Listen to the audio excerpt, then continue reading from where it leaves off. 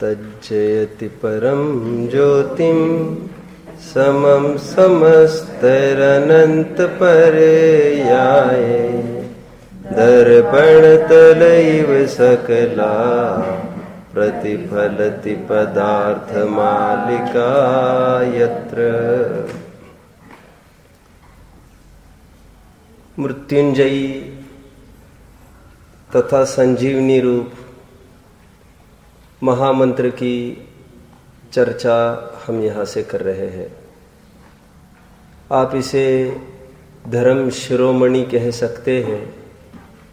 वैसे अधिकार का नाम तो सल्लेखना धर्म ऐसा है। सल्लेखना भी नहीं कहा, सल्लेखना रूप धर्म। कल पहले छंद पर हमारी चर्चा चल रही थी, जिसमें सततम इति भावनीया ऐसा कहकर ये कहा, एक पल भी ये चीज दिमाग से ओझल नहीं होनी चाहिए। माँ ने कुछ लाने को कहा और बीच में फिर मदारी का खेल देखता रहा, ये देखता रहा, ऐसा नहीं चलेगा। तड़प तड़प कर मर जाएंगे। कोई चीज की आवश्यकता थी, वो ला नहीं पाया और दूसरे कामों में उलझ जाए, ऐसा नहीं चलेगा ना। माँ कहती है ध्यान में रखना, भूलना नहीं, इस बात को समझना। हम आधे घंटे फोन पर बात करते हैं और मूल चीज वो भूल ही जाता है। आचार्य देव कहते हैं इस पूरे दिन भर तुम स्वाध्याय करते हो लेकिन मूल चीज तो भूल ही जाते हो। गोरख धंधा करते हो ये तो बोल ही नहीं रहे हैं वे। वो तो जिनका जीवन शुद्ध सात्विक लोक में प्रचलित है, कहते तू भूल ही रहा है कि हमको भी कभी जाना है यहाँ से। जो समय सारिणी जगत में प्रचलित होती है, टाइम टेबल, आपकी दिनचर्या बताओ। तो दिनचर्या तो प्रवृत्ति की ही होती है, लोक व्यवहार तो यही है। लेकिन यदि भावना के स्तर पर दिनचर्या निकलने का प्रयास होवे तो क्या हो सकता है, क्या होगा, उसका टाइम टेबल क्या होगा भावना के स्तर पर? ऐसे साधक जीव का बोलिए, हर पल उसका एक ही रहेगा कि सल्लेखना की मेरी भावना है। और सल्लेखना मतलब कषाय को उत्तर उत्तर कृश करना। कषाय को उत्तर उत्तर कृश करेगा तो निमित्त रूप से देह भी कृश होता जाएगा। ठीक है, वैसा पूरे जीवन भर नहीं दिखेगा ऐसा शरीर की कृशता, देह के देहांत के समय में स्पष्ट रूप से नजर आएगी। समझ में आता है? ये सततम भावनिया कहकर हमें निरंतर ये प्रेरणा कर रहे हैं कि ये निरंतर भावना भानी चाहिए। देखो ना, एक रेल में, एक बस में भी जब हम सफर करते हैं, कोई एक बीड़ी पी रहा है, सफोकेशन हो रहा है, बड़ी अनईजी फील कर रहे हैं हम ट्रेन में। वैसे तो सभी अनईजी फील कर रहे होंगे, उसमें से कोई कोई ऐसे होते हैं कि बराबर एक बगावत जैसी छेड़ देते हैं और ये नहीं चलेगा। और कोई कोने में एक बैठा वाला आदमी वो अपने रुमाल से नाक पकड़ के बैठा रहता है। उसको कहते साहब आप भी तो कुछ बोलो, हम सबकी समस्या है, मैं अकेले काय के लिए मरूं? तो शांति से ही की बात कहता है वो, बोलो। उसकी शांति से रहने का रहस्य क्या है? वो कहते साहब मुझे तो आगे के स्टेशन पर उतर जाना है, आधे घंटे में आ रहा है, दिल्ली तक तुम्हें जाने, तुम स्ट्रगल करो। समझ में आता है? समस्या तुम्हारी अपनी है, मुझे उतर के जाना है ना। मैं क्यों कह रहा हूं, जिसको उतर कर जाना है ऐसा बहाने है, उसको जितनी भी अनुकूलता प्रतिकूलता होती तत्किम, उसमें उसको क्या, मुझे तो जाना है ना साहब, हम तुमको जीवन भर के लिए ये करेंगे वो करेंगे। अरे क्या भरोसा, हम तो निकल के जा रहे हैं ना। अब हम अनुकूलता भी कोई देने का प्रलोभन देवे, प्रतिकूलता भी कोई आए, उसको लेकर वो प्रभावित नहीं होता, क्योंकि सततम भावनिया मुझे तो निकल कर जाना है, निरंतर दिमाग में बना रहता है। और किस प्रकार भावना बहता है? कल और एक बात आई थी, बोलिए। भक्त्या, भक्ति भावपूर्वक। ये थोपा थोपी का मार्ग नहीं है। उन्होंने कहा हाथ जोड़ो हाथ जोड़ो हाथ जोड़ो, और 10-5 जन ज्ञानी धर्मात्मा है और उन्होंने कहा सल्लेखना देंगे हम आपको, हाथ जोड़ो हाथ जोड़ो, और थोपा थोपी का मार्ग नहीं है। हाथ जोड़ने की भी क्यों वो भाव लाया? अभी समझ में आता है? हाथ जोड़ने की भी कहा मुद्रा उचित है सोते मरण के काल में? वो तो कायोत्सर्ग दृष्टि में। और फिर दुनिया को जो कहना वो कहो, अत्यंत भक्तिवशात वह त्याग करता है। और बहुत सुंदर बात आई, यह एक ही ऐसा धर्म है सल्लेखना, जो मया नेतुम, जो मुझे मेरी धन संपत्ति को आगे ले जाने में समर्थ होगा। मेरी धन संपत्ति ये रत्नत्र है, मेरी पूंजी, मेरी अपनी पहचान, वो मेरी पहचान सुरक्षित बनी रहेगी। इसलिए सब कुछ मिट जाए ये समझ नहीं मिटनी चाहिए। कौन सी? मैं कौन हूं, इसका नाम ये सल्लेखना है। और लोक में भी इसका बहु प्रचलन चलता है। कैसे चलता है अपन और भी समझने का प्रयास करेंगे। थोड़ा भावार्थ में कल आए थे हम, भावार्थ का प्रकरण है तो उसको थोड़ा सा लेते हैं। धर्म को यहां पर धन का रूपक दिया है। देखिए, मरण दो प्रकार का होता है। ये टीका अलग है।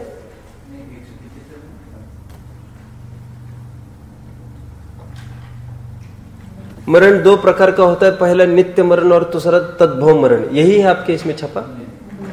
क्या बात है, ये देखो। नहीं है तो 175वां मेरा है अगास का छपा वाला। अपन ये इसको भी पढ़ेंगे, कोई आपत्ति नहीं आपने को।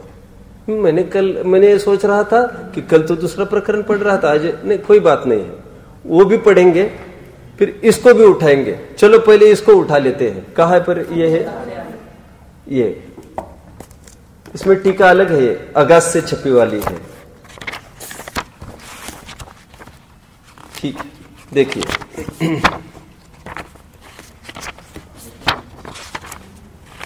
हाँ, यह मात्र अकेली सल्लेखना ही मेरे धर्म को मेरे साथ ले जाने में समर्थ है। इसलिए हरेक मनुष्य को इस अंतिम सल्लेखना अथवा समाधि मरण की भक्ति पूर्वक सदा भावना करनी चाहिए। किसको करना चाहिए? हरेक मनुष्य को। हरेक मनुष्य मतलब सबको अपनी अपनी खबर लेनी है। ठीक, संसार के कारण मिथ्या तो तथा क्रोध आदि कषाय है, और उन्हीं के निमित्त कारण आहार और आदि परिग्रह में इच्छा है। स्वसन्मुखता के बल के द्वारा इन सभी का घटाना ही सल्लेखना कहलाता है। यहां तक कल आए थे हम। मैंने 2-3 बातें कही थी। मैंने कहा था आरंभ और परिग्रह का त्याग करो, ऐसा कहना दूरवर्ती कथन है, उपचरित असद्भुत व्यवहारने का कथन। दूसरा कथन, देह इंद्रियों पर लगाम लगाओ, अनुपचरित असद्भुत व्यवहारने का कथन। अपनी आसक्ति को घटाओ, सद्भुत व्यवहारने का कथन। और अंदर आओ, बोलिए अपने शुद्धात्मा का लक्ष्य करो, क्योंकि शुद्धात्मा के लक्ष्य पूर्वक ये सब अपने आप होते हैं। कषाय भी मिटती है। बोलो कषाय कैसे मिटती है? कषाय कैसे मिटती है? जब तत्व ज्ञान के बल से इष्ट अनिष्ट कल्पना मिटती है तो अपने आप कषाय खत्म होती है। तत्व ज्ञान के बल से मतलब, तत्व मतलब इस प्रसंग में आगम के हिसाब से तत्व ज्ञान कहेंगे तो 7 तत्वों का ज्ञान, और अध्यात्म के हिसाब से तत्व ज्ञान का अर्थ क्या करेंगे? आत्मज्ञान। ठीक है, मैं आत्मा हूं ऐसा समझने पर पराश्रित जितना भी राग द्वेष आज होता था, पराश्रित ये देह के आश्रित, वो अभी होगा नहीं। इन सभी का घटाना ही सल्लेखना कहलाता है। यह सल्लेखना भी 2 प्रकार की है। वहां पर 2 प्रकार का मरण कह रहे थे, वो प्रकरण ये भी पढ़ेंगे अपन। ये नया प्रकरण इसमें डाला है, वो कैसे आया क्या आया उसकी भी थोड़ी सी विचारणा करेंगे। यह सल्लेखना भी 2 प्रकार की है। एक क्रम से त्याग करना और दूसरी सर्वथा त्याग करना, अर्थात अनुक्रम से आहार का कम करना अथवा सर्वथा त्याग करना काय सल्लेखना है, तथा क्रोध आदि कषाय का घटाना अथवा त्याग करना कषाय सल्लेखना है। सल्लेखना के 2 विभाजन उन्होंने करके छोड़े। ये परिभाषा की तरफ से 2 विभाजन आ गए, काय सल्लेखना और कषाय सल्लेखना। हम इसको ऐसे कह सकते हैं, द्रव्य सल्लेखना और भाव सल्लेखना। क्या है इसमें बड़ी बात? ठीक है, 2 भेद बता रहे हैं। और ये द्रव्य सल्लेखना भाव सल्लेखना की बात अलग, और 2 भेद कौन से बता रहे हैं?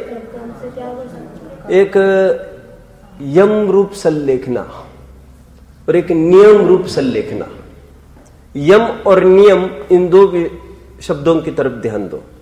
यहां पर जो आ रहा है ना, क्रम क्रम से त्याग करना, वो किसकी तरफ संकेत करता है? बोलिए, नियम।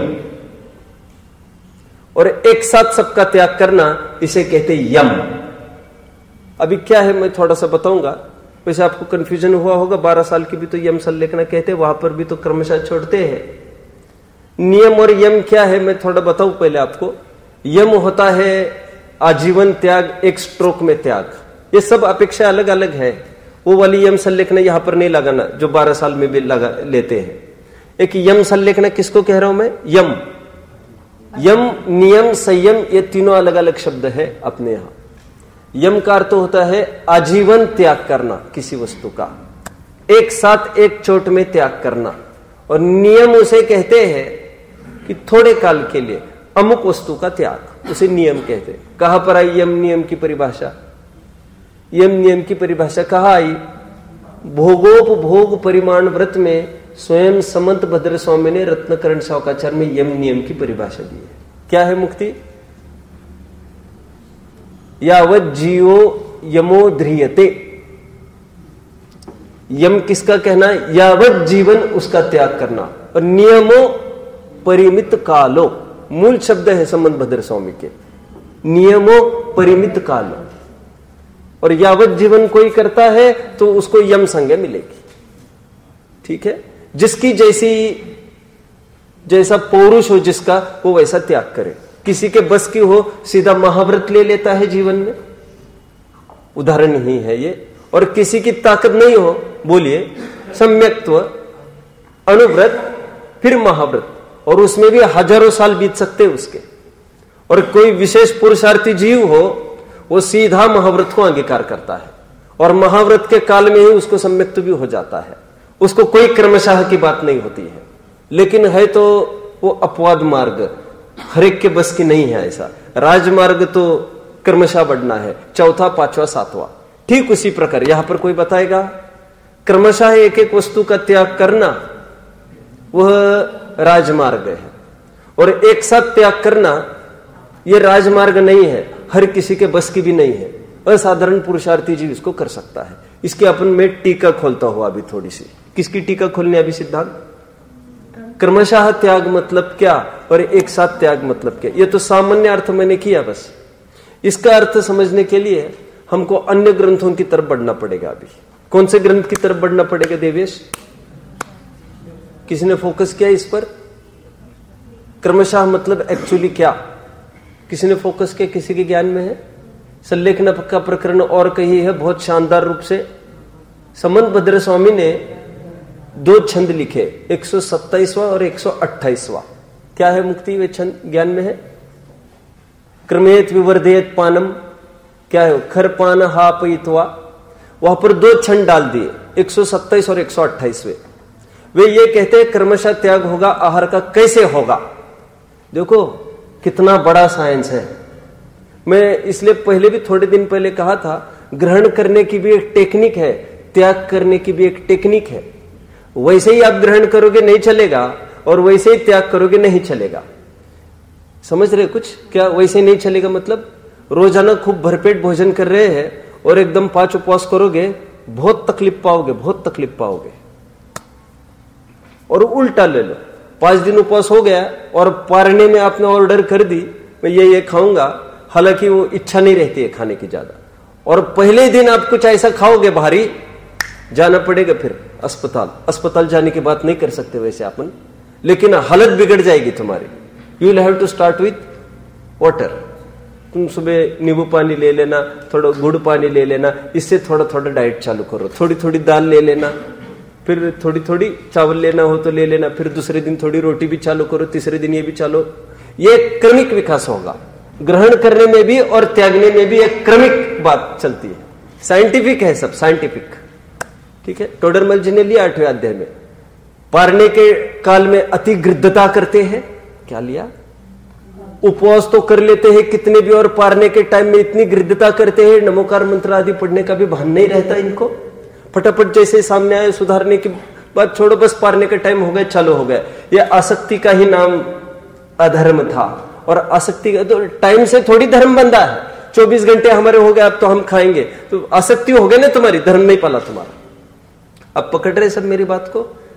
127 128 छंद में समंत भद्र स्वामी ने इस पर प्रकाश डाला कि जीवन में यदि हमें आहार का त्याग करना है, देहांत के समय की स्थिति चल रही है अभी, तो कैसे होगा? तो सहजता से भी शरीर उसको एडप्ट करने लगता है। अचानक छोड़ोगे तो तकलीफ होगी, फिर निरंतर मन ललचाएगा खाने को, आदि आदि। तो करना क्या? तो सबसे पहले तो यह बात है, देखिए 5 अभक्ष का त्याग तो जीवन भर तो वैसे ही नहीं किया था, इसके तो त्याग करने का सवाल ही खड़ा नहीं होता, वो तो त्यक्त ही है। क्या बोला? कब त्यक्त है ये? जब 45 दिन के हुए थे हम, तो भगवान के सामने यहां पर 8 मूल गुण दिलाए थे, तो 5 अभक्ष का भी बराबर त्याग हो चुका था। तरसघात, बहुघात, अनुपसेव्य, अनिष्टकारक, नशाकारक, ये 5 अभक्ष समझ लेना। जीवन भर तो इसका तो सेवन करता ही नहीं है जी। अभी लेकिन आमतौर पर रोटी सब्जी आदि ये सब चल रहा है उसके जीवन में। लेकिन अभी सल्लेखना की स्थिति है, तो कैसे आहार को घटाएगा? कोई बता सकेगा? देवेश याद है कुछ? मैंने क्रम बताया था कुछ। सबसे पहले छोड़ेगा, सबसे पहले सब्जियों को छोड़ेगा। एक उसका हेतु, साइंटिफिक हेतु भी अपन खड़ा करेंगे। वैसे सब्जियों का ग्रहण करना कोई अभक्ष भक्षण नहीं है। परिपक्व लौकी तोरई आदि की बात कर रहा हूं, वो तो भक्ष ही था, लेकिन ऐसा होने पर भी असंख्यात जीवों का घात उसमें उसको दिख रहा है अभी। तो सब्जी का त्याग पहले कर देगा। सब्जी में पानी की मात्रा अधिक होती है, आप सब जानते हैं। सेकंडली, फलों का त्याग करेगा। थर्डली, ड्राई फ्रूट का त्याग करेगा जीवन में। उसका मैं हेतु बताऊंगा अभी एक एक का। हेतु क्या है? क्योंकि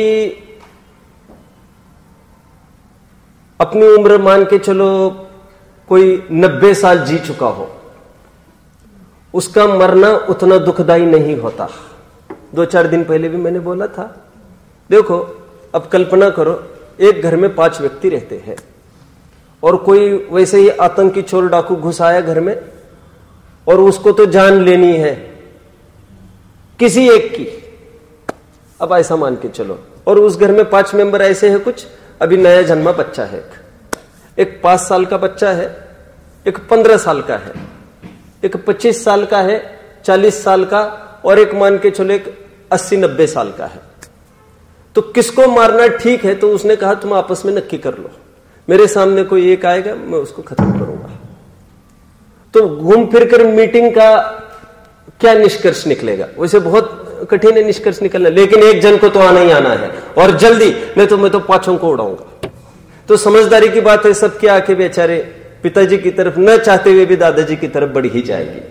और दादाजी तो स्वयं कहेंगे, दावा ही करेंगे, बेटा मेरा क्या अभी रहा है, वैसे मैं रात दिन यही तो भावना भा रहा हूं। यदि तत्वज्ञानी न हो तो वो तो यही कह रहे, दिन में 10 दफे कहते भगवान उठा लो। तत्वज्ञानी न हो तो भगवान उठा लो, और अपनी भावना फलित होती, अभी जाने दो मुझे, मेरा कुछ अभी रहा नहीं है, ये पीड़ा भोगने को मैं काय के लिए रहूं यहां पर? तो उसका जाना उतना दुखद नहीं है, ठीक है। और कर्ता धर्ता पुरुष है घर का युवा, उसका जाना सबके लिए दुखद है। लेकिन अखबार में दूसरे दिन हम खबर पढ़ते हैं तो हमको लगता है इसको मारा उसको मारा, फिर ऐसा प्रश्न खड़ा होता है, बेचारी इस मासूम को क्यों मार के गए? ये 5 साल के बच्चे को क्यों मार के गए? इसने क्या बिगाड़ा था? तो सबसे ज्यादा पीड़ा किस बात को लेकर होगी? पेशावर में हुआ था ना ये, कैसा ये तेरा, क्या है, कैसा ये तेरा मजहब के नाम जिहाद है। मजहब के नाम कर रहे हैं ना ये, धर्म के नाम पर। अब सब बच्चों को, मासूम बच्चों को उड़ा डाला वहां पर, और सब जगह कैसी खबर फैल गई। और वही अभी अभी एक पेरिस में भी हुआ था ना ऐसा, पार्लियामेंट में सबको उड़ाया। उतना दर्दनाक नहीं हुआ वो। देखो देखो देखो, वैसे वीआईपी कोटा तो ये था पेरिस वाला, वहां पर वो मामला तो वो भी कोई संवेदनशील कम नहीं है। How did this thing happen? इतनी बड़ी पहुंच कैसे कर ली उन्होंने, आईएस वालों ने? वो एजेंडा अलग है, लेकिन वहां पर आंसू कोई बहाने वाला नहीं है। यहां पर तो कोरोना रोने वाले नहीं मिलेंगे ना आतंकियों पर, फिर मार दो इनको, खत्म कर दो। समझ में? इतना इन मासूमों ने क्या किया था? बस ये उदाहरण है, सिद्धांत में आप आइए। यह भी जीव भी आहार का त्याग करते समय विवेक रखता है थोड़ा सा। कैसा विवेक रखता है ये? सबसे पहले सब्जियों को इसलिए छोड़ा है क्योंकि इसमें ज्यादा हिंसा है सब्जी फलों में। क्योंकि मान के चलो ये अपना जीवन 50% जी लेते हैं पेड़ पर। कितना? 50%। और फलों में भी बहुत लगा सकते हैं। वैसे अपन कैसे लगा सकते हैं? अपने आप गिरा वाला आदि आदि पेड़। मैंने अभी भी कहा था थोड़े दिन पहले, जर्मन की एक लेडी ने बहुत अच्छा कमेंट किया है। अभी बहुत इतनी अच्छी बात कही है, शायद ही अपने कोई विद्वान इतना अच्छा तर्क देते हैं।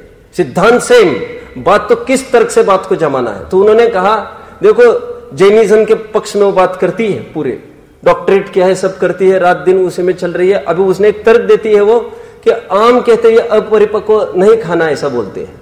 बोले बहुत लॉजिक है ये कि आप पेड़ से गिराकर यदि खाते हो आम को, तो बोले वो अपरिपक्व स्थिति में थी, उसकी गुठली इमेच्योर थी, उसको बोगे नया कुछ नहीं मिलने वाला है आपको। और अपने आप गिरा वाला आम है, स्वयं भी खाओ फिर वो और दूसरों को बचाए रखो, तो उसका वंशज बचा रहना चाहिए। एक चाल छोड़नी चाहिए। चाल चाल समझते हो ना? मैंने बोला था ना आपको, चाल चाल समझते? चाल किसको कहते हैं? 10 मंजिली बिल्डिंग के ऊपर चाल छोड़ देते हैं कि आगे कंटिन्यू हो सकेगा ना कभी भी, तुम खत्म क्यों करते हो उसको? तो कहते ये जायज है कि हम भी खाए औरों को भी खाने का अवसर छोड़े वहां पर, नहीं तो ये बीज तो निष्काम हो गए ना। फिर अभी वो सार्थक होगी कहावत। बोलो बोलो, आम के आम गुठली के दाम, मतलब सब हमको ही मिले, ऐसी भावना क्यों करते हो मेरे भाई? अभी पीछे वाले खाए ना, फोर फादर्स ने लगाया उसको, आज हम उसको खा रहे हैं। और आज हम इसको बोएंगे तो आगे एंसेस्ट्रल सब बने रहेंगे। वो एक बात सबसे पहले किसका त्याग करता है? आहार का, सब्जी फलों का। क्यों त्याग करता है? पहले उसमें ज्यादा हिंसा है कंपैरेटिवली। अभक्ष नहीं है, अभक्ष नहीं है, ये सब बहुघात नहीं होगा, अपरिपक्व नहीं है, सप्रतिष्ठित वनस्पति का तो सेवन ही नहीं करता जीवन भर। लेकिन ऐसा होने पर भी, अप्रतिष्ठित होने पर भी इसमें असंख्यात जीवों का घात होता है। एक केला खाते हैं ना हम, कितने जीवों का घात होता है? एक केला खाते हैं, कितने जीवों का घात है? बोलो फटाफट। एक केला खाते हैं, कितने जीवों का घात? बोलो देवेश, बोलो, कोई भी बोलो। एक केला खाते हैं, असंख्यात जीवों का घात होता है। साइंस क्या अपना तो कहता ही है धर्म, घनांगुल के असंख्यातवें भाग जगन्य अवगाहना कही है। और वो विजिबल नहीं है आंख से, वो उसके शरीर के अवगान है वनस्पति। मतलब एक केले का एक कण आपने सुई से अलग किया, वो जो कण विजिबल है वो स्वयं में भी संख्यात शरीर का पिंड है। और एक शरीर का स्वामी एक जीव। क्यों? क्यों? क्योंकि साधारण की बात नहीं है ना, प्रत्येक वनस्पति की चर्चा चल रही है ना। कितने जन फॉलो कर रहे हैं मेरी बात को? एक कठिन तो नहीं पड़ रहा है ना? बिल्कुल कठिन पड़ेगा तो जरूर मुझे बताना, मैं सिंप्लीफाई करूंगा फिर उसे, है ना। क्या कहा मैंने अभी? एक केले में कितने जीव? संख्यात असंख्यात, ऐसा बोल के छोड़ते हैं। एक पहाड़ में भी कितने जीव? हालांकि वहां पर पृथ्वी का एक है, संख्यात असंख्यात जीव। तो केले आदि का त्याग करता है क्योंकि एक केले के भक्षण में असंख्यात जीवों का घात होता था, संख्यात असंख्यात। केला, सेब, आम आदि आदि ये सब। बाकी अभक्षित चीजें तो पहले ही छोड़ चुका था वो। पत्ती फत्ती तो पहले ही खत्म कर दी थी उसने, खाना खत्म कर दी थी। मतलब वो तो जीवन में खाई भी नहीं होगी। 45 दिन में 8 मूलगुंड लिए होंगे, अच्छे घर में जन्मा पला होगा, तो ये तो उसने चखा भी नहीं होगा। तो इसका त्याग करता है। फिर देन कम्स तीसरे बिंदु पर क्या लिया? Dry fruits. ड्राई फ्रूट लगभग ये अपनी 90% आयु पेड़ पर जी लेते हैं, काफी जी लेते हैं, तभी तो उनको ड्राई कहते हैं। हालांकि थोड़ी भी उनमें जान बची है तो ड्रायर आदि के माध्यम से उसको ठीक करते हैं, लेकिन कोई खास बात नहीं है क्योंकि लगभग जी चुके थे। तो उतना उनके घात में उतना रुद्र परिणाम नहीं हो सकता। तो इसलिए सब्जी फल के बाद ड्राई फ्रूट का नंबर लिया, लेकिन तत्काल बाद ड्राई फ्रूट का नंबर आया। ठीक है, आगे बढ़ते हैं। और फिर छोड़ने के क्रम में वो ये विचारता है, वैसे अभी क्या क्या खा पी रहा है? दाल, चावल, रोटी, सब्जी का तो सवाल ही खत्म हो गया। अभी सब्जी क्यों कहते हैं उसको जानते हैं ना आप? सब्जी अप पानी का सूचक है, अपकाय। अरे जानते हैं कि नहीं? और स मतलब सहित, जिसमें पानी की मात्रा ज्यादा होती है। ठीक, इसलिए उसको सब्जी कहते हैं। आगे बढ़ते, सब्जी हुआ, फल हुआ, ड्राई फ्रूट्स हुए। अभी किसको छोड़ेगा? वो विचार करता है। दाल रोटी चावल में दूध आदि भी तो ले ही रहा है वो।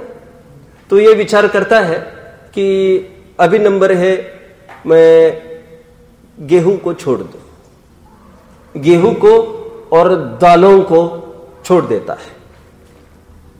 वैसे है तो याचित, और इसमें तो वैसी भी समस्या नहीं है। कैसी समस्या नहीं है? आगम। कैसी समस्या नहीं है?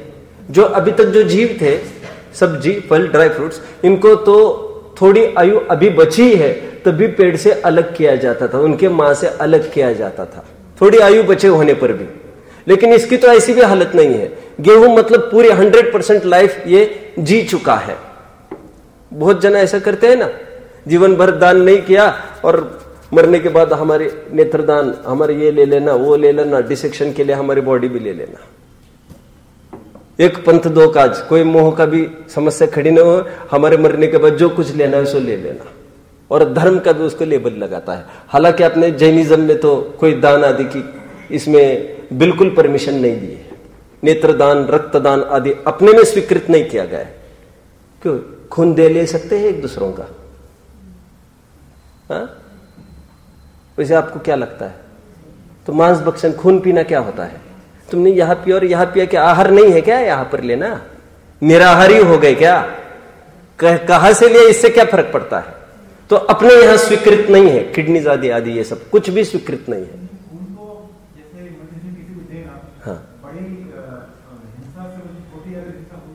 हाँ हाँ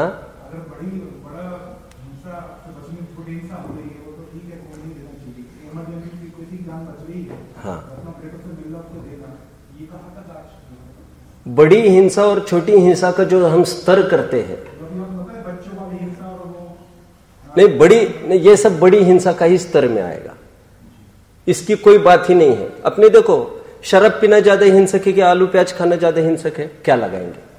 अपने यहां ऐसा कुछ नहीं बोला जाएगा। ये बराबर के पाप के दायरे में ले लिया। तरसघात और मध्य मांस मधु, बोलो शहद खाना ज्यादा घातक है कि शराब? वैसे बताओ आप लोग कोई मुझे, और कौन ज्यादा ऐसा बोल सकोगे क्या आप? क्यों? बराबर के दायरे पे लगा। यदि ऐसा कहीं लिखा मिलता, कैसे लिखा मिलता? शराब पहले छूटती है, शहद बाद में छूटता है, तो फिर वो स्तर खड़ा होता। जब पहली छोट में ये सब छोड़ने को बोला, अभी इसमें स्तर नहीं खड़ा हो सकता। और बड़ा और छोटा हमारे नक्कीकरण से नहीं होता। वो बड़ा और छोटे का हमको क्या लगता है उसकी बात नहीं चल रही यहां पर। जिनागम में ऐसा है। और फिर आप विचारो, इसमें गृद्धता बराबर जीने की उतनी ही है क्या उसको? फिर दुनिया वाले कितना भी कहते होंगे खून कोई दिक्कत नहीं होती, खून जाता है तो फिर से आता रहता है और फिर उसकी जान बचेगी आदि आदि, झगड़े में नहीं पड़ना चाहता। लेकिन अपने यहां बिल्कुल स्वीकृत नहीं है ऐसा कुछ भी। ऑर्गन्स देना, ट्रांसप्लांटेशन, ये एक चीज का स्वीकृत नहीं है। मांस भक्षण बराबर ही लिया गया है इसको। और जान बचती है आदि आदि, इसमें क्या अपन बोल सकते हैं ज्यादा? फिर जान बचती तो फिर सीधा मांस खाने पर भी जान बचती है, ऐसा भी कहने वाले हैं। गांधी जी के बच्चे को ये भी तो कहा गया था, इतना सा मांस का टुकड़ा खाओगे बच्चे को तो वो ठीक हो जाएगा। बोलो क्या कहा था? बच्चे के लिए बहुत कुछ किया जा सकता है, सब कुछ तो नहीं किया जा सकता। चलेगा, जो होगा सो होगा, मैं अमिट बना रहूंगा। साबरमती आश्रम का पूरा कर्जा आपका चुका जाएगा, उसके बल पर इतना सा मांस नहीं खाया था गांधी जी ने। और फिर इतना ही कहा था उन्होंने, साबरमती का जितना कर्जा है करोड़ों का हम नील करेंगे, अंग्रेजों ने कहा था, और हरिजनों को बाहर निकाल दो। अगर उनके पर्पज से चालू हुआ वाला है, और जैसी भी स्थिति बनेगी ये तो कदापि नहीं होगा। और मांस खाना वाना तो ये मेरे से नहीं बनेगा। समझ में आता है? तो इतना सा मांस खाने में क्या बिगड़ रहा है? बिगड़ता है ना, भावनाएं पूरी धूमिल हो जाती है ना। वो गांधी नहीं रह सकता आगे। ठीक है? तो अपने यहां तो ये स्वीकृत नहीं है। और वर्तमान परिवेश में हमारी भावनाएं कितनी मरती जा रही है, और हमको किस किस में पाप का पापत्व नहीं लग रहा हो, पाप का पापपना, उससे तो हम हमारी बुद्धि का मूल्यांकन करें। हमारी बुद्धि कहाँ जा रही है? समझ में आता है? सब कर रहे और फिर कैसे चलेगा? फिर कैसे चलेगा? तो बदलते परिवेश में 8 मूल गुण सदाचार की परिभाषाएं ये कभी भी नहीं बदल सकती। फिर वो लोग बेचारे क्या खराब बोल रहे?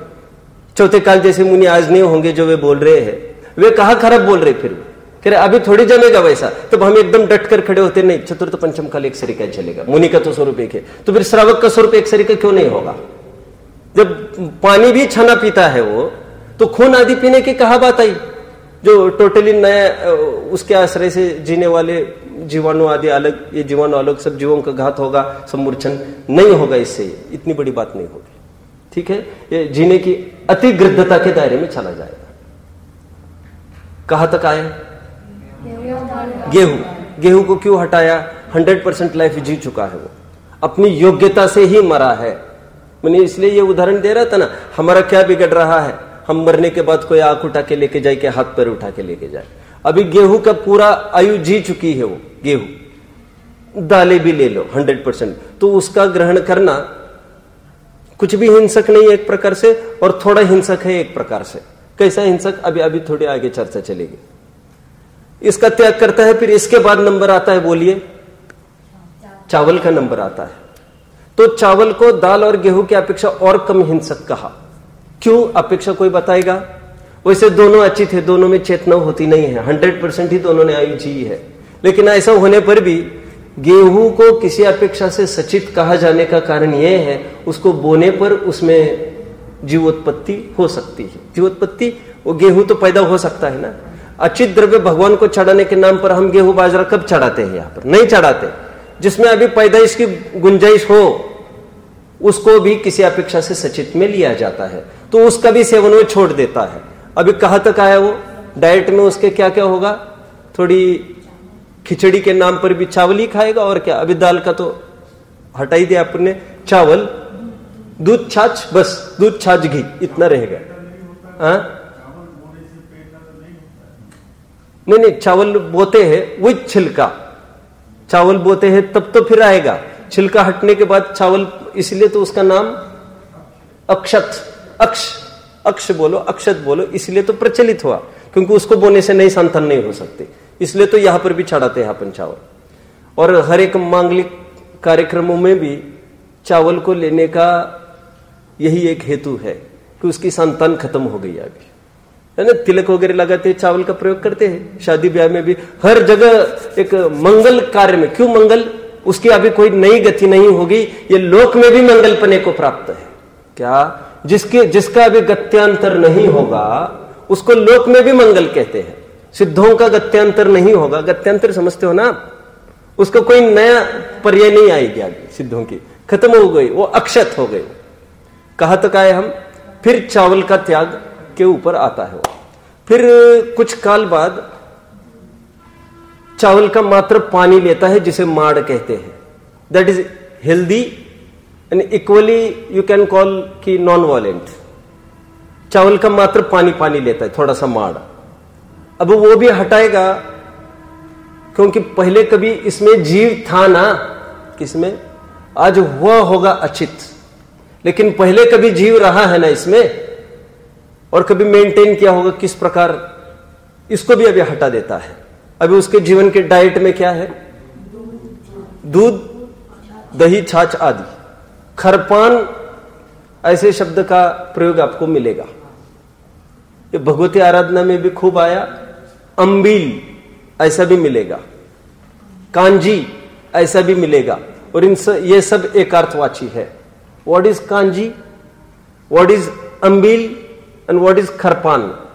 ये दो अर्थ हो सकते। चावल का पानी, इसको भी खरपान कहते हैं, अथवा छाछ, इसको भी खरपान कहते हैं।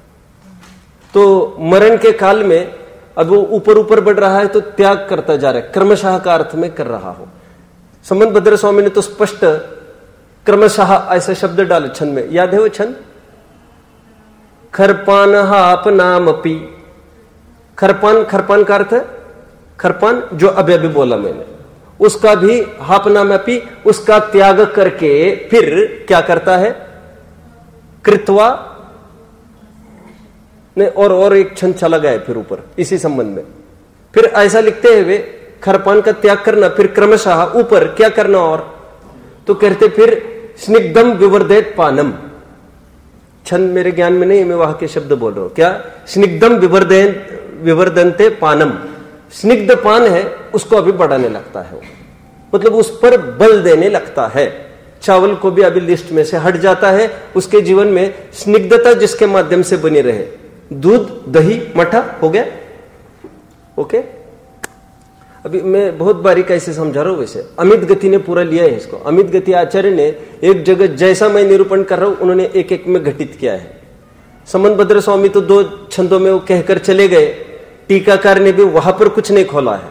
अमित गति आचार्य ने इसको बाद में खोला प्रसंग पाकर।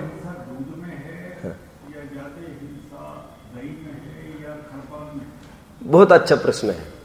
अच्छा प्रश्न इसलिए है, मैंने इस दृष्टि से कभी सोचा नहीं था। हालांकि कल अचानक पढ़ने में एक बात आई मेरे, हालांकि ज्यादा दमदार नहीं है वो, लेकिन आज मैं कुछ विषय मेरी अपेक्षाओं से उसको घटित करूंगा, पुष्ट करूंगा थोड़ा। वहां पर यह बात आई कि जिनको दही की रसी, दही का त्याग है और दूध का भी त्याग है, वे छाछ तो ले सकते हैं, ऐसा लिखा उसमें। ये नई अटपटी लग रही क्या आपको? अटपटी तो लगती है, लेकिन ये कहने का क्या रहस्य होगा मैं थोड़ा बताता हूं आपको। अटपटी तो मुझे लग रही है और मैं कह ही रहा हूं आपको, ज्यादा दमदार नहीं है बात। लेकिन इस प्रसंग में प्रश्न को संगत में एक बात करता हूं अभी, किस अपेक्षा से विलक्षण माना जा सकता है छाछ को? कोई बताएगा? देखो छाछ एक तो ये होती है, दही को ही सीधा आप मथो और उसी की छाछ बना दो। पकड़ रहे आप लोग? अब दूसरी एक पद्धति यह है, दही में से मक्खन बना, मक्खन अभी सीधा घी बनने जा रहा है, मक्खन को धोया मात्र, तो वो जो निकलेगा उसको भी तो छाछ मठा कहते हैं, तक्रम ऐसा आयुर्वेदिक शब्द है इसके लिए। आप समझ रहे हैं मेरी बात को? छाछ 2 प्रकार की कह रहा हूं। कौन सी? आजकल लोग करते हैं छाछ, वो थोड़ी दही डालते हैं और उसको हिला देते हैं और कहते भोजन के बाद लेना चाहिए, स्वास्थ्य के लिए बहुत अच्छा है। सुना है आप लोगों ने? लेकिन सुनो सुनो, आयुर्वेद में सच्चाई ऐसी नहीं है जैसा आप लोग समझते हो। वे ऐसी छाछ की तरफ संकेत नहीं करते जाए, वे तो ये कहते वो वाली छाछ। कौन सी? जो मात्र मक्खन को धोकर आया वाला पानी, कलर तो वही दिखेगा, कम डाइल्यूट रहता है वो, तो कहते हो फिर उसका सेवन करेगा। सीधी छाछ और दूध का भी सेवन छोड़ दिया अभी उस जीव ने, साधक जीव ने, और अभी क्या ले रहा है ये? खरपान, खरपान कह सकते हैं आप इसको, छाछ जिसको मैं कह रहा हूं, मट्ठा जो भी आप कहते होंगे इसको। आगे बढ़ना है। हाँ, दही में ज्यादा हिंसा है। आप में से कोई उत्तर देगा इसको? सभी अपेक्षाएं खोलो, सभी अपेक्षाएं। बहुत सरल है, वैसे अभी चल चुका है थोड़ा। एक प्रकार से विचारा जाए, बोलो, तो किसी में भी कोई हिंसा नहीं है, क्योंकि चावल के तो जीव निकल ही चुके हैं कब के, अब नई पैदाइश की भी कोई गुंजाइश नहीं रही। एक प्रकार तो ये है, लेकिन चूंकि हम उसमें क्रम डालते जा रहे हैं छोड़ने का, तो कुछ ना कुछ तो विभाजन का कुछ क्राइटेरिया तो होना ही चाहिए। तो चावल को इसलिए पहले कभी इसमें जीव था, और फिर किसी भी नाम पर हिंसा उसको लेकर तो हुई ही होगी। नहीं साहब, हमने कोई केमिकल फर्टिलाइजर नहीं लिया। अरे खेती स्वयं में ही हिंसक चीज है ना, समझ में आता है? क्या कहा? और कितने पक्षी आए होंगे उसके खाने को, कितने जनों को उड़ाया होगा। अब जानते एक महाराज हुए, अपने नाम शायद सुना होगा, शांति सागर महाराज, नाम सुना है? उनको जीवन का ऐसा आता है कि वे जब खेती करते थे जीवन में, तो उन्होंने कभी पक्षियों को नहीं भगाया, बल्कि वो सोचते थे यहां पर अनाज खाएगी, वहां पर पानी रखते थे पास में, तो पानी पीकर भी चली जाएगी, मैं किसी को नहीं भगाऊंगा। फिर उन्होंने बिजनेस भी किया कपड़े का। तो बिजनेस कैसे करते थे जानते आप? कितना निरपेक्ष जीव हो सकता है, निष्प्रही जीव। वो कपड़े का दुकान था, तो वहां पर एक रेट्स उसके निश्चित थे, ये रेट है और ये माप पट्टी है। माप पट्टी कहते क्या उसको, जिससे वो नापना है कपड़ा, तुम तुम्हारा नापो, तुम तुम्हारा वो पैसा रखा है पेटी, वो डालो जाओ। बाद में तो मुनि हो गए वे तो, खैर जो भी हो। अब इन कहां तक आए थे? चावल। पहले तो कभी जीव था ना उसमें, और खेती किसानी तो हुई ही है ना, कुछ भी नहीं कहो, उसके स्वरूप में ही हिंसा मिली है ना रग रग में। एक बात हो गए वो अभी।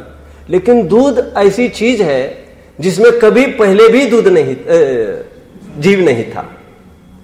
अचित होने का तो उसको सवाल ही खड़ा नहीं होता।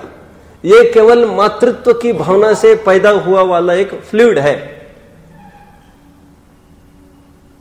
कुछ तैयार होते ना अपने, जैसे मूत्र तैयार होता है।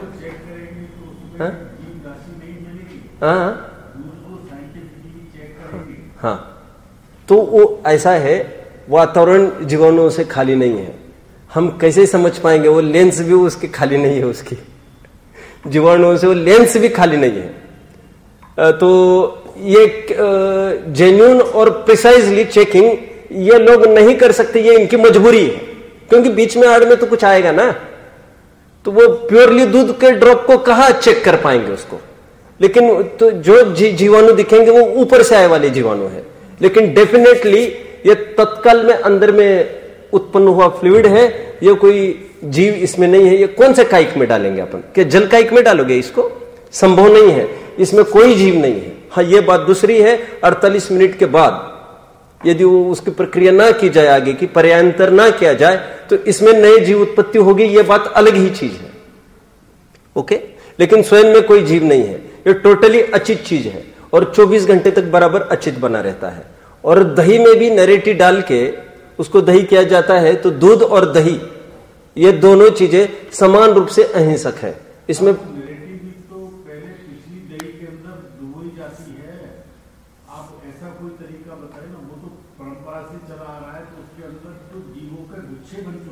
हाँ, चांदी के सिक्के में, उस पत्थर में, उस नरेटी में, वो आप सादा ताजा नरेटी लाके डाल के दे जमाओ। हाँ, नहीं जमाएगा?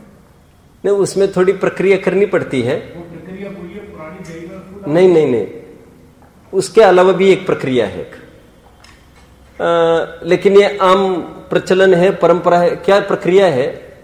नरेटी को गर्म पानी में उबालो, उसकी प्रक्रिया है पर्टिकुलर, समझना है क्या? एक नरेटी है, देखो उसको क्या करना, नारियल बनाया हमने, नरेटी निकली, वो तुरंत दही में डालेंगे, ऐसे दही थोड़ी जमेगा उसका। बहुत जन कहते दही जमाई नहीं, ऐसे थोड़ी जमता है, उसको तैयार करनी पड़ती है। तैयार करने के लिए लोग क्या करते हैं, पहले ये बता रहा हूं।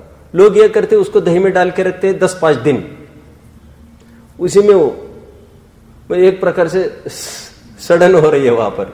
फिर उसको प्रॉपरली वॉश करते हैं और फिर रोजाना अभी इससे दही जमेगा, ऐसी उनकी मान्यता है। लेकिन ऐसा नहीं है ना, फिर नरेटी बनाने के लिए वो आरंभ करना पड़ेगा ना एक दही का। जबकि करना यह है, पानी उबलने रखना थोड़ा सा, बिल्कुल 1 कटोरी, वो उबलता जैसा बन जाए वो नरेटी उसमें डाल देना और अच्छे से गर्म पानी में वो बनी रहे 2-5 मिनट। फिर उस नरेटी को घिसना थोड़ा सा सॉफ्ट करने की दृष्टि से। पकड़ रहे आप लोग सब? अच्छे से उसको सॉफ्ट किया, फिर उबले पानी में डाल देना, फिर उसको सॉफ्ट करना, ऐसा 3 बार करना, ये नरेटी तैयार हो जाएगी। अभी दूध में आप उसको डालेंगे, अभी उसका दही बन जाएगा। जो नरेटी ऐसी बनाते हैं, दही में डाल के 4-5 दिन रखते हैं, ये ठीक पद्धति नहीं है। तो ऐसी नरेटी तैयार होकर इसका दही बनेगा, वो जेन्युइन होगा। मैंने आपको पहले भी 1-2 बैचेस में लिया होगा। ये दही अबक्ष है, ऐसी बराबर धारा चलती रही, और कहते तुम जैनी लोग दही तो खाते ही है, and that is made by fermentation, सब माइक्रोबियल एक्टिविटी से होता है, ये कहते सुना है ना ये सब। तो मैंने आपको बताया भी था, पन्नालाल जी साहित्याचार्य एक विद्वान हुए और प्रकाश चंद जी हितैषी। अभी डॉक्टर साहब ने भी ऐसा बोला। ऐसे 3 विद्वानों ने, पहले 2 विद्वान तो अभी आज अपने बीच में है नहीं, उन्होंने स्वयं ने, पन्नालाल जी ने तो कलकत्ता में भरी सभा में स्पीच में उनको वैज्ञानिकों ने, वहां पर उन्होंने वैज्ञानिकों का चैलेंज वहां पर स्टेज से ही स्वीकार किया और कहा ठीक है, हम लेबोरेटरी में टेस्ट करेंगे, और लेकिन हम जैसा कहेंगे वैसा होगा। तो उन्होंने 4-5 टेस्ट कराई थी कि आपका दही लेके आओ, पहले उसकी एक टेस्ट कराई, ये स्लाइड 1। फिर दूध आप लेके आओ, दही हम जमाएंगे। इसका क्या रहस्य है? दही अब हम जमाएंगे नरेटी से, वो परंपरा वाला नहीं चलेगा, उसमें जीवाणु कम पाए गए। फिर सेकेंड, थर्ड, फिर एक काम करो, दूध जो तुमने लाया था अब 48 मिनट के अंदर वाला दूध लेके आओ तुम, और फिर हमको दो, हम दही जमाएंगे। ये टेस्ट 3rd।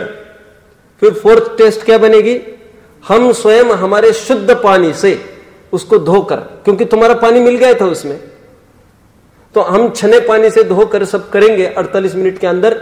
और फिर उसकी भी 2 टेस्ट की, एक जामन के द्वारा और एक नरेटी के द्वारा। तो नरेटी वाला बिल्कुल जंतु रहित पाया गया। और डॉक्टर साहब स्वयं कहते हैं अभी कि 75 जनों के सेमिनार में यूएस में, अब भी एक जैन डॉक्टर बोले सबके बीच में, हम दही को समझते हैं ऐसा नहीं है, और ये प्रक्रिया में हमने टेस्ट करी, ऐसा पाया गया जो शुद्ध दूध से बना शुद्ध विधि से बनाया गया ये दही है वो बिल्कुल निर्जंतुक होता है, ठीक है। नहीं तो खरपान ये शब्द की मीमांसा फिर समझनी पड़ेगी ना, क्योंकि खरपान ये बराबर लिखते हैं आचार्य देव, तो फिर खरपान और दूध को भी मांसाहारी मानते वैसे तो कोई लोग, उसकी तो कहा बात चलाया अपन क्या। 23 तीर्थंकरों का पारण दुग्ध पदार्थ से हुआ है, दूध या दुग्ध पदार्थ। एक अक्षय तृतीया के पर्व को गौण करो गन्ने के रस को, तो बाकी सबका दूध से चालू हुआ है। तो दूध तो मूल में शुद्ध ही है, और शुद्ध दूध से बनी प्रक्रिया से, शुद्ध प्रक्रिया से बना हुआ दही भी ये शुद्ध दही के दायरे में आता है। तो फिर इसका भी त्याग करता है, फिर क्या रखेगा जीवन में? पानी। अभी क्या है, बस पानी पर ही है वो। फिर आगे क्या लिखा, अंतिम लाइन याद आ रही है क्या रत्नकिरण सावकाचार? फिर अंत में ये लिखा, फिर इसका भी त्याग कर देता है। फिर पानी का भी त्याग करके अभी कुछ त्याग करने लायक रहा, अभी कुछ त्याग करने लायक रहा तो कहते अभी शरीर के त्याग के लिए कटिबद्ध होता है और पंच स्मरण का निरंतर स्मरण करता है, पंच परमेष्टि का। अभी कुछ त्याग करने लायक रहा है, पंच परमेष्टि के स्मरण का भी अभी त्याग होगा, शुद्धात्मा की प्राप्ति करेगा। ये 2 छंद है, आप वहां से पढ़ लेना। टीका में उतना नहीं खुल पाए हैं सदाशिवदास जी के, बहुत शॉर्ट में उन्होंने समझा, लेकिन अमित गति आचार्य ने इसको समझा। मैं कौन सी लाइन का अर्थ कर रहा हूं भैया? आहार का त्याग 2 प्रकार से होता है। 127-28 खोल के दो। 100 बोलो, कहां तक आए? किसका अर्थ? 2 प्रकार के आहार त्याग होते हैं, एक तो क्रमशः त्याग और एक तो एक साथ त्याग। एक साथ त्याग कब होता होगा ये बहुत स्वाभाविक है समझना, जब अचानक कोई उपसर्ग आ जाए, कोई ऐसा संकट आ जाए कि मरण ही दिखने लग जाए, एक साथ सब त्याग कर देते हैं। वहां पर गुंजाइश ही नहीं है ना स्टेज वाइज करने की। और एक पर्टिकुलर साइंस से यदि वो मरना चाहता है, साइंटिफिकली प्री प्लानिंग से बराबर, तो बराबर उसको ज्ञान में आया कि ये रोग है, उसका इलाज नहीं ही हो सकता कहीं। बस अभी उत्तर वो आहार को कम करता जाएगा और इसी सन्मुखता की तरफ बढ़ेगा। अब उसको उपवास भी होगा ना, इस पूर्वक आहार का त्याग भी होगा, उसको आकुलता नहीं होती बिल्कुल। क्यों नहीं होती? बहुत क्रमशः घटाते आया था तो उसको आकुलता बिल्कुल नहीं होती। आज हमको भी उपवास करने में तकलीफ इसलिए होती है, हम पहले दिन बहुत भरपेट खा लेते हैं, हमारी ये तकलीफ है। हम कम करते हुए ऐसी कोई प्रक्रिया ही नहीं समझते हम, तो हमको तकलीफ होती है बराबर उतनी।